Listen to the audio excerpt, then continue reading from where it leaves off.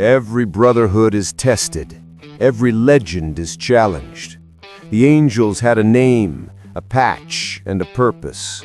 But now the world would push back. This isn't a story about motorcycles.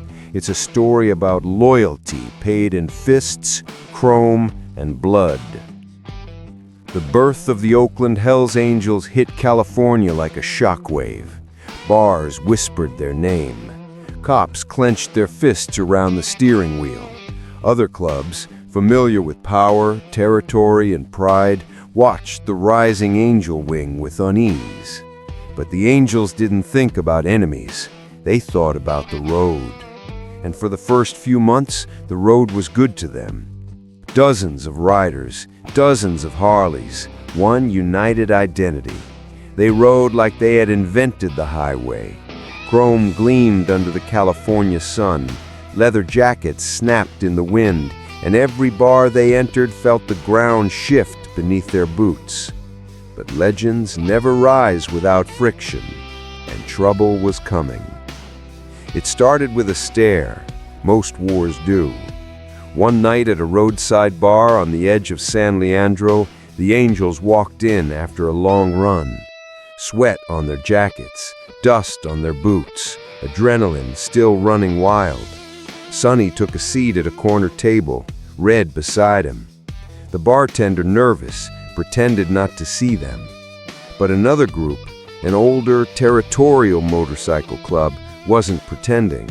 They watched. They whispered. They sized up the patch on Sonny's back like wolves evaluating a new predator. The winged skull wasn't just a symbol. It was a challenge. One of the rival riders stood up and walked toward Sonny's table. His boots were heavy, his eyes full of pride he couldn't back up. "You boy think you own this highway now?" Sonny didn't speak. He just held the man's stare, calm, steady, unmoved. Red leaned forward. Nobody owns the highway. But the rival club wanted a response they could bleed for. The man shoved Sonny's shoulder. A mistake. Sonny rose, smooth, controlled, no wasted motion. And with one punch, the room exploded. Tables flipped, bottles shattered, men went crashing into jukeboxes and pinball machines. The Angels fought not for ego, but for the right to exist. When the dust settled, Sonny stood breathing hard, a cut on his forehead, knuckles torn, eyes sharp. He didn't start the fight, he finished it. And the rival club knew from that night forward, the Angels were here to stay. Violence didn't define them, loyalty did.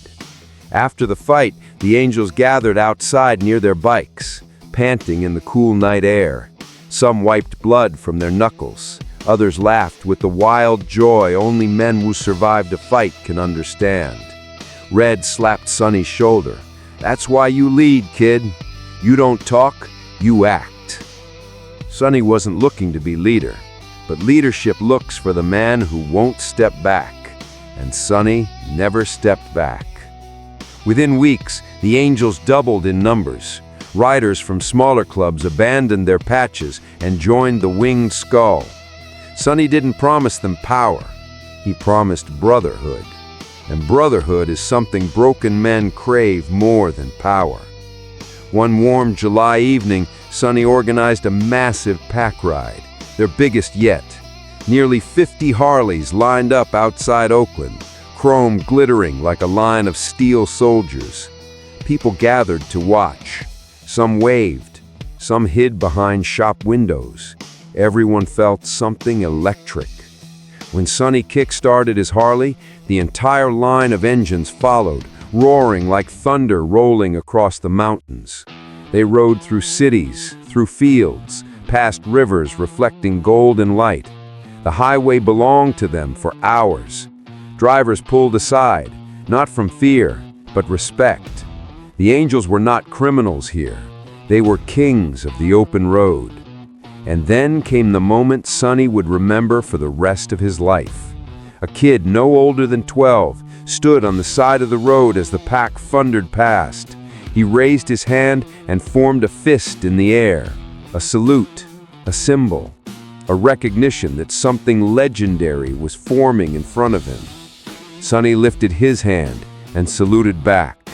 The kid's face lit up, and Sonny felt the truth settle into his bones. They were more than men now, more than riders, more than outlaws. They were myth. But legends demand sacrifice. The more visible the Angels became, the more attention they drew from police, from politicians, from rival clubs, from anyone threatened by the idea of free men carving their own path. Tensions grew. Rumors surfaced. One rival club planned a coordinated attack. Another tried to sabotage Angel bikes during a run. Police began stopping riders without reason, searching them, provoking them, trying to cut the wings off before they spread too far. Sonny stayed calm. We don't start fights, but we don't run from them either. The Angels fortified their brotherhood. More meetings, more training, more code. Loyalty became law. Betrayal became the only unforgivable sin. One night, as the sun dipped behind the hills, a group of masked men sabotaged a row of Angel bikes outside a bar, slashed tires, bent handlebars, shattered lights. Red and Sonny stepped out to the parking lot in silence.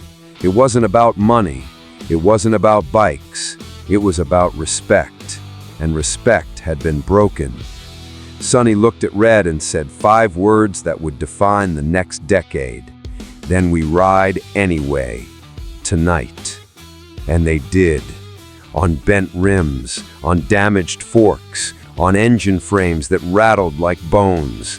The sound wasn't beautiful, but the message was, you cannot break what belongs to the road. That night, the Angels carved their name in California asphalt forever.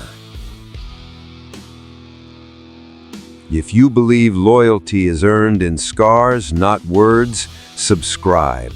The road ahead gets darker, louder, and more legendary. Word spread across California. Other clubs whispered. Police sharpened their focus. Journalists circled like vultures. And somewhere in the distance, the first true war of territory and ideology was forming. Red approached Sonny one evening and said, "They're coming for us." Sonny smiled, calm as ever. Good, let 'em. Because the Angels weren't running, they were rising. Next, the storms begin, betrayal, blood, and the war for the California road.